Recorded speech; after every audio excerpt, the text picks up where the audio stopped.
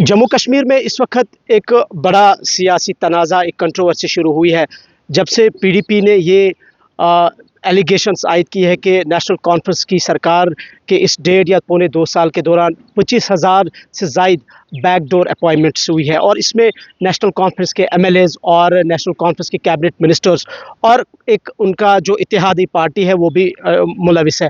और इस पर पीडीपी सदर और साबिक वज़ीर आला महबूबा मुफ्ती ने प्रेस कॉन्फ्रेंस भी की और उसके बाद कल जब वज़ीर आला से हमने ही ये सवाल पूछा तो उन्होंने इसके रद्द अमल में जो है कहा है कि पीडीपी इस पर एविडेंस दे, सबूत दे और कुछ इल्ज़ामात भी आयद किए हैं।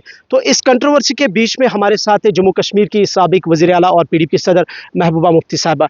महबूबा जी, बहुत शुक्रिया आपका। जैसे आपने कल देखा होगा कि सीएम साहब की तरफ से जो आपकी एलिगेशंस पर रद्द अमल आया है, एक तो आप उनको एविडेंस दीजिए, दूसरा ये कि जो उन्होंने पीडीपी पर जवाबी वार किया है कि आपकी हुकूमत में बैकडोर अपॉइंटमेंट्स, इलीगल अपॉइंटमेंट्स हुई है, तो किस तरह से उसको आप रद्द अमल जवाब देंगे? नहीं, सबसे पहले तो ये जो बहुत बहुत ज़रूरी है, उमर साहब इनकार नहीं करते हैं इस चीज़ से। वो कहते हैं, इसको जस्टिफाई करते हैं, हमने आउटसोर्सिंग की, यानी जो 25,000 बैकडोर एंट्रीज हुई हैं उससे उमर साहब इनकार नहीं करते हैं। दूसरी बात, ये क्या मजबूरी है इस सरकार की, पब्लिक सर्विस कमीशन के होते हुए, सर्विस सिलेक्शन बोर्ड के होते हुए, डिपार्टमेंटल बोर्ड्स के होते हुए ठेके पे नौकरियां देना। वो भी कोई बिहार का है, कोई यूपी का है, कोई यहाँ बीजेपी का वर्कर है, कोई एनसी का वर्कर है। तो क्या ठेकेदार इसका फैसला कर सकता है कि कौन नौजवान काबिल है किसी पोस्ट के लिए? क्या यहाँ का सर्विस सिलेक्शन बोर्ड का काम नहीं है? वो पब्लिक सर्विस कमीशन का काम नहीं है? क्या जो डिपार्टमेंटल हेड्स हैं वो इसका फैसला नहीं कर सकते? मुझे बताइए, एक ठेकेदार है, वो कैसे फैसला करे? उसमें रिटन टेस्ट कहाँ होगा, उसमें इंटरव्यूज़ कौन लेगा, उसका क्राइटेरिया क्या होगा?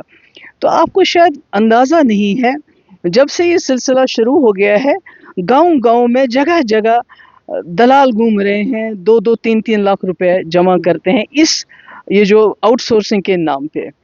और इसमें उमर साहब सबूत क्या मांगेंगे, किस चीज़ का? हमने तो सब कुछ बता दिया, किस तरह उन्होंने जो एमएलएज हैं उनसे लिस्ट ली, रमज़ान साहब ने लिस्ट ली, अब मैं उससे ज़्यादा नहीं जाना चाहती हूँ। इतनी ऑथेंटिक इन्फॉर्मेशन है हमारे पास, एजुकेशन के हिसाब से, हेल्थ के हिसाब से, सोशल वेलफेयर या बाकी डिपार्टमेंट्स के हिसाब से। और उसके बाद कुछ पर्टिकुलर साइट्स होती थी जो कुछ देर के लिए खुलती थी, जिसमें ये अपना फॉर्म भरते थे। मुझे ये बताइए, अगर ये बैकडोर अपॉइंटमेंट्स नहीं है तो इनके एडवर्टीजमेंट कब हुए, इनके इंटरव्यू कब हुए, इसमें कितने लोगों ने पार्टिसिपेट किया? तो इसका मेरा हम कोई इसको खुदा ना खास्ता इन पे कोई हम नेशनल कॉन्फ्रेंस की सरकार पे कोई हम वैसे ही इल्ज़ाम तराशी नहीं कर रहे हैं।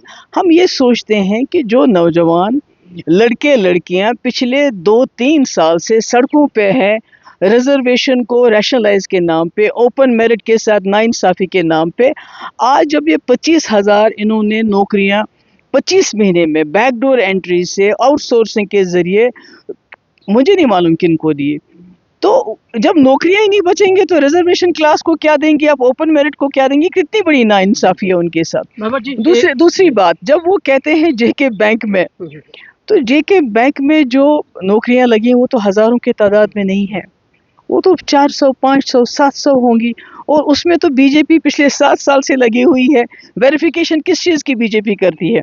वो ये नहीं करती है कि महबूबा मुफ्ती ने पैसा लिया है, उसने इसमें धांधली की है। अगर महबूबा मुफ्ती को पैसा लेना होता तो आज मैं यहाँ नहीं रहती, मैं भी गुपका रोड में रह रही होती। दूसरी बात कि बीजेपी 7 साल से क्या वेरिफिकेशन कर रही है? कि उनका हम पे इल्ज़ाम था कि ये मिलिटेंट लोग लगे हैं, उनके रिश्तेदार लगे हैं, स्टोन पेल्टर लगे हैं, पर आज तक उनको कोई सबूत नहीं मिला। अगर उमर साहब के पास कोई सबूत है कि मैंने जेके बैंक में कोई धांधली की है, कोई पैसा लिया हुआ है क्लास 4 की नौकरियां लगाने के लिए, उनको वो सबूत बीजेपी को देने चाहिए, एनडीए गवर्नमेंट को देने चाहिए। वो तो 7 साल से लगी हुई है, मेरी फाइलें देख रही है, कहीं से कुछ हमें मिले तो उनको तो आसानी हो जाएगी।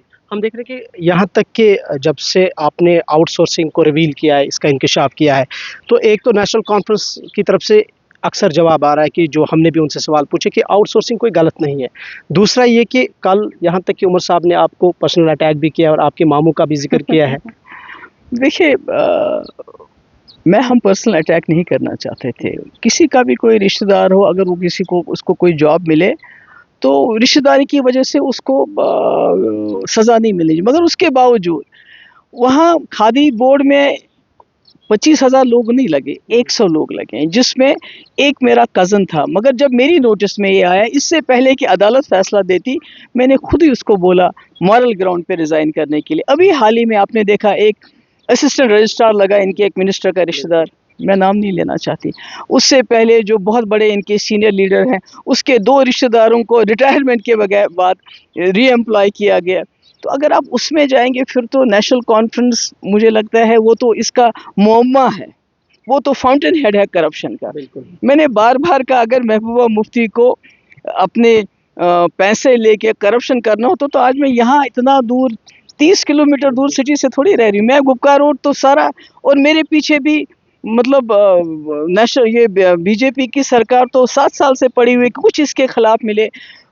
جموں کشمیر بینک میں لگے، بالکل لگے، کلاس 4 لگے، غریبوں کے بچے لگے.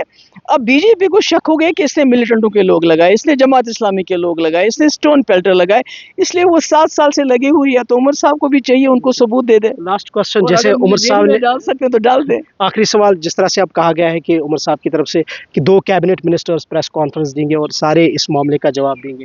نہیں دیکھیے، جواب تو مجھے نہیں دینا ہے، جواب وہ ان نوجوانوں کو دے دیجئے جو اس کو ڈپریشن کا شکار ہے، جو انتظار کر رہے ہیں کہ عمر صاحب نے جو ہمیں وعدہ کیا تھا 1 لاکھ نوکریوں کا، اس میں تو 25,000 آلریڈی چلی گئی. اس کا مطلب ہے اگر ہم خاموش رہیں گے، یہاں کے نوجوان خاموش رہیں گے، آنے والے 3-3.5 سال میں یہ اور 75,000 لگائیں گے، تو پھر یہاں کا نوجوان کہاں یہ جو جائے کہہ گا؟ رہے کہ آؤٹ سورسنگ جو ہے یہ کوئی پہلی بار نہیں آؤٹ ہے. سورسنگ کا طریقہ نہیں، پہلی بار یہاں تو سرکار اب بنی نا، پاپولر گورنمنٹ کے ہوتے ہوئے بھی آؤٹ سورسنگ ہو.